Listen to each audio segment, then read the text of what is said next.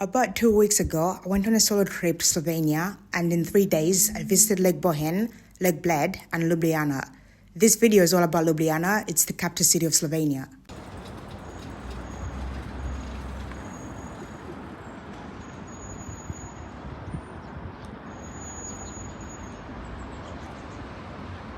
I arrived late the night before, so in the morning, as soon as I came out of the hotel I stayed in, this was the first sight I saw. I'll show you the hotel later on in the video, but I was stunned, honestly. In any of the big European cities I've been to, I've never seen rivers with this color of water before.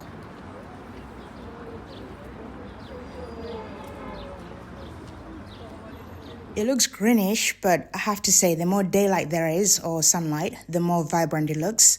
So if the weather is a bit dull, it may look a lot different. I'm guessing the color is natural because when I was traveling around Slovenia, most of the rivers and lakes had these vibrant colors. So I'm guessing it's the norm in this part of the world. I couldn't find reliable sources on if this river is actually man-made or natural, but if anybody watching knows, please let me know in the comments down below. And this river is actually called the Ljubljanica River.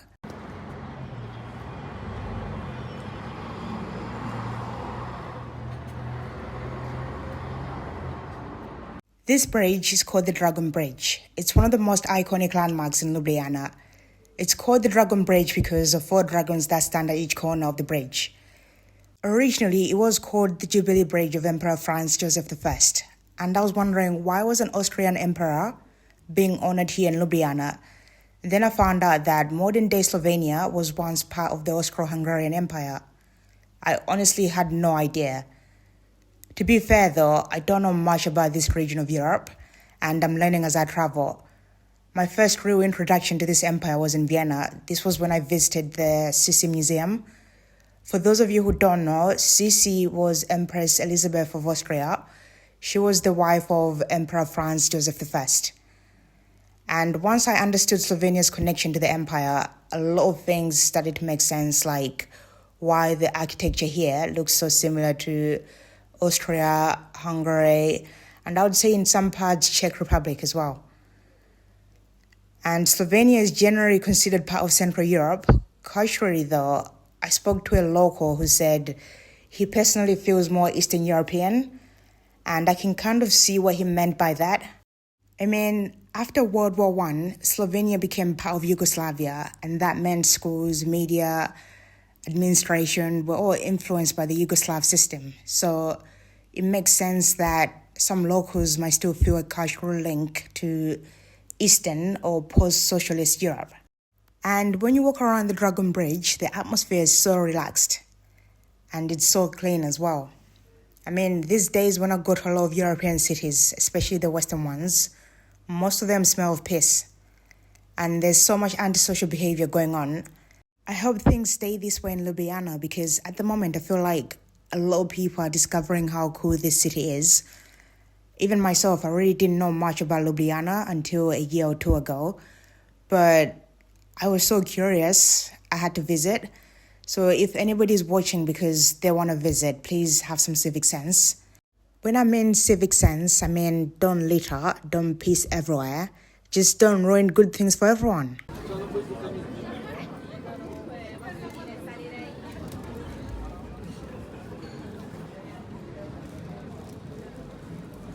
Just a few meters down from the Dragon Bridge, you can find the Butcher's Bridge. It's called the Butcher's Bridge because it's the bridge where the butchers worked and traded nearby.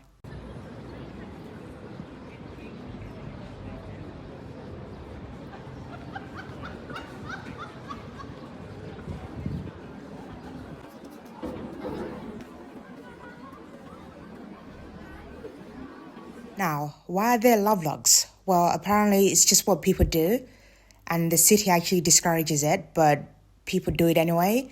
So it's discouraged because it adds weight to the bridge and can cause some maintenance issues.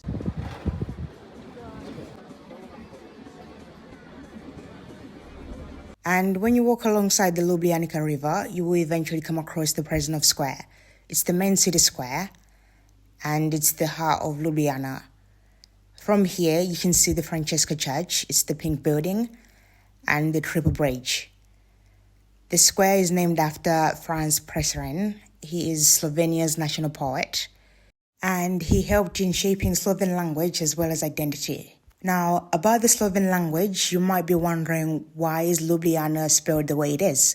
Well, in Slovene, LJ isn't two separate letters. It's actually a single sound.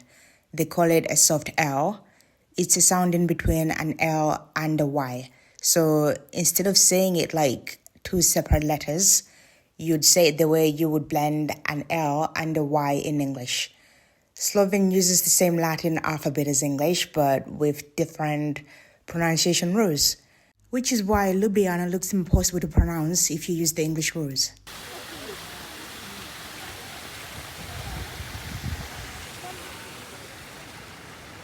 I think this was a residential area, but just imagine having this as your hometown or your city. So somebody lives here, and every day when they come out of their house, this is what they see. Just imagine that.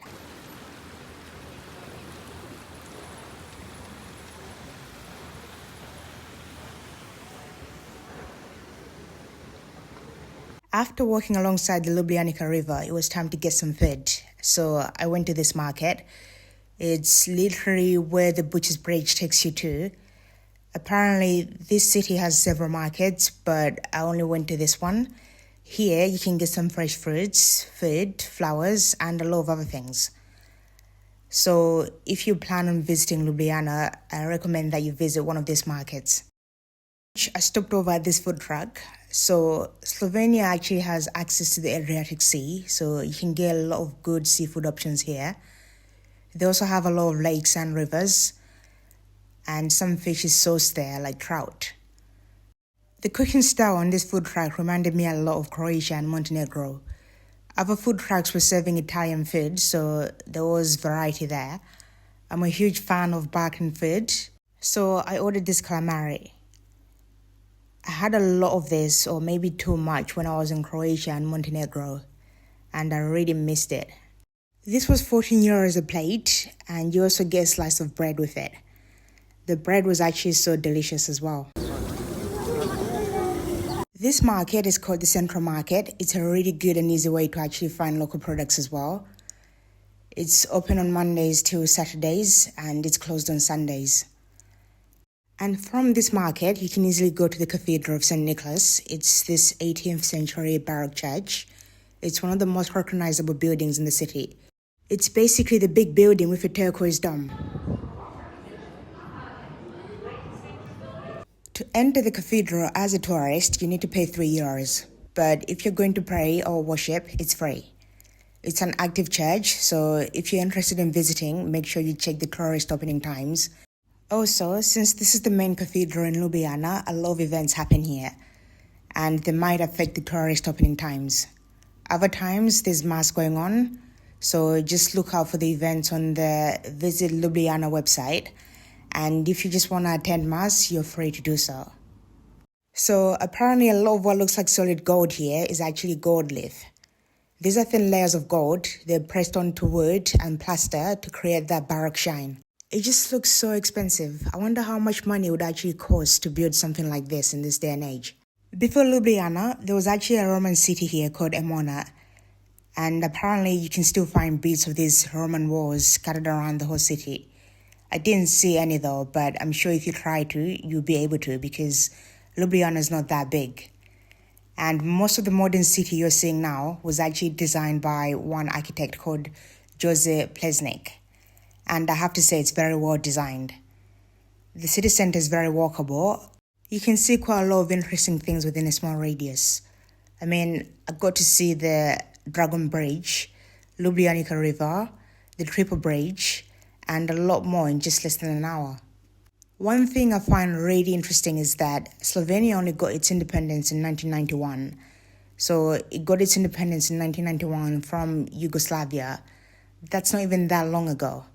So, what other activities can you do in Ljubljana? Well, you can go hunt for dragons. Yes, it's a thing. They're hidden on buildings, flags, souvenirs, and of course they're on the Dragon Bridge. And what's with Ljubljana and the dragons? Well, Ljubljana's dragon symbol comes from a mix of myth and history.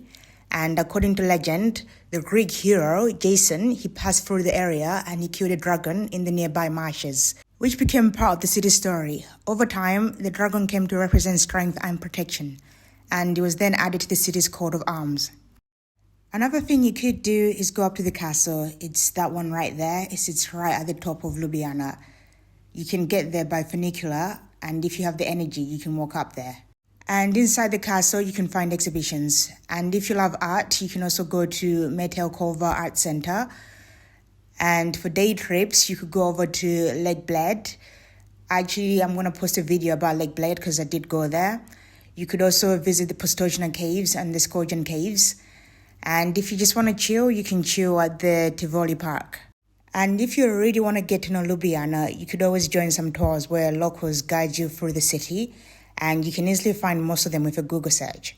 After walking for so long, it was time to get a snack, and I went to this sandwich shop called Dobra Jila. I don't know if that's how you pronounce it. It's one of the top-rated sandwich shops on Google in Ljubljana. It's very small. I don't think they even have a sitting area. They have a menu of sandwiches you can choose from, and most had meat in them. I wasn't sure what meat was in the sandwiches since I don't eat pork, so I just went for the vegetarian sandwich. You get to choose the type of bread you want. I don't know all the types of bread, so I asked the staff on their favorite type of bread, and I ended up with this, I don't know what this bread is called, but yeah, it was delicious. It's actually like one of the best sandwiches I've ever had. This was the first time where a TikTok recommendation was actually good and worth the hype. So if you're in Ljubljana, try out this sandwich shop. You won't regret it. If you like meat or cured meats in general, then you will have a great time in Ljubljana. This is what you can find at supermarkets. This was in Spa near the Dragon Bridge. They just had so much variety.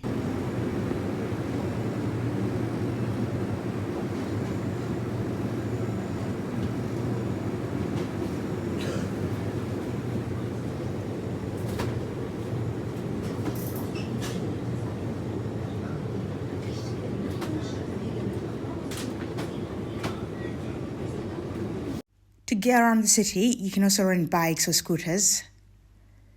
So these ones were actually right at the city center, so you can even rent one from the city center. For dinner, I went to this seafood restaurant called Jadro. Now you're probably wondering, why am I eating so much seafood? I had seafood for lunch and then seafood for dinner as well. Well, as I said, they do have access to the Adriatic Sea, so the seafood here was really good. Also, the fact that I don't eat pork actually limits my options. And in this restaurant, I ordered the black ink risotto. I think the food is Italian and it was actually really good. The prices were also reasonable. The staff were nice, professional. So I also recommend this restaurant for when you visit Ljubljana. This was the menu. For the hotel, I stayed at Chacha Rooms. It was 60 euros for a night. It's right next to the Dragon Bridge, as you can see here. It was very clean as well, so for the price, I really cannot complain. There was a thing though, so if you have a neighbor who's loud, it could be a problem. But overall, I think this hotel was a good option for me. It's just a 10-minute walk from the main train station and just a few meters away from the Dragon Bridge. So yeah, nothing to complain about.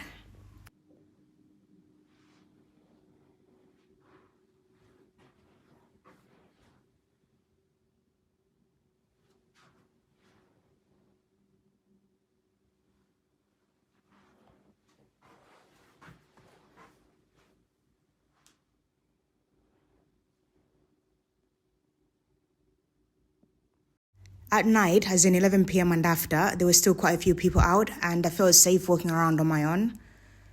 There were a lot of kids out as well, as in teenagers, so that should tell you how safe the city is. It's honestly the only city in Europe where I felt completely safe walking alone at night. So for solo women traveling, you have nothing to worry about in this city. The people are chilled, they don't mind their own business, but if you do need help, there's always somebody willing to help you. Anyway, thank you very much for watching. I hope to see you in the next video. Bye.